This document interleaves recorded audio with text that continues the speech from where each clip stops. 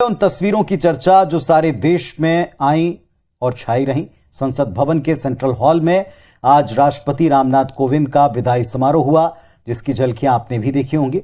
इसमें प्रधानमंत्री नरेंद्र मोदी, उपराष्ट्रपति वेंकैया नायडू, लोकसभा अध्यक्ष ओम बिरला सभी मौजूद रहे। संसद भवन के सेंट्रल हॉल में राष्ट्रपति रामनाथ कोविंद का विदाई समारोह हुआ। रविवार यानी 24 जुलाई की मध्य रात्रि को उनका कार्यकाल पूरा हो रहा है। इस दौरान प्रधानमंत्री मोदी, उपराष्ट्रपति वेंकैया नायडू, लोकसभा अध्यक्ष ओम बिरला मौजूद रहे। कार्यक्रम की शुरुआत में लोकसभा अध्यक्ष ओम बिरला ने राष्ट्रपति रामनाथ कोविंद का स्वागत और सम्मान किया। उन्होंने कहा कि यूपी के एक गाँव से यहाँ तक पहुँचने की आपकी यात्रा हम सबको प्रेरणा देती है। आपने हमेशा जनहितों को सर्वोपरि रखा। वहीं राष्ट्रपति रामनाथ कोविंद ने विदाई समारोह को संबोधित करते हुए कहा कि देश की सेवा करने का मुझे जो मौका मिला, उसके लिए देशवासियों का सदैव आभारी रहूंगा। साथ ही उन्होंने सरकार के कामों को भी सराहा। 25 जुलाई को द्रौपदी मुर्मू देश के 15वें राष्ट्रपति के तौर पर शपथ लेकर कार्यभार संभालेंगे।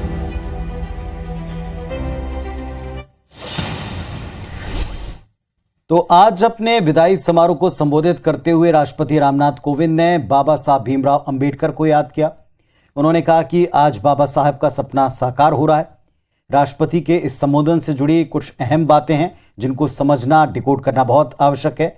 ये भी जानते हैं कि बाबा साहब के जिस सपने का जिक्र वो कर रहे थे, उसके क्या मायने हैं। बाबा साहब भीमराव अंबेडकर देश में शिक्षा और सामाजिक सशक्तिकरण के पुरजोर समर्थक रहे, एक जीती जागती मिसाल रहे। उन्होंने शिक्षा और सामाजिक सौहार्द के लिए कई अहम निर्णय लिए। बाबा साहब चाहते थे कि समाज का हर वर्ग आपसी भेदभाव से इतर विकास को महत्व दे, उसका हिस्सा बने, उसका अंश उसको भी मिले। यह आज संभव दिखता है।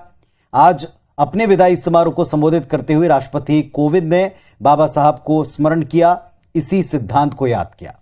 उन्होंने महिलाओं की हर क्षेत्र में भागीदारी को काफी महत्वपूर्ण बताया। अपने कार्यकाल के दरमियान राष्ट्रपति ने 6 दया याचिकाओं को खारिज किया है।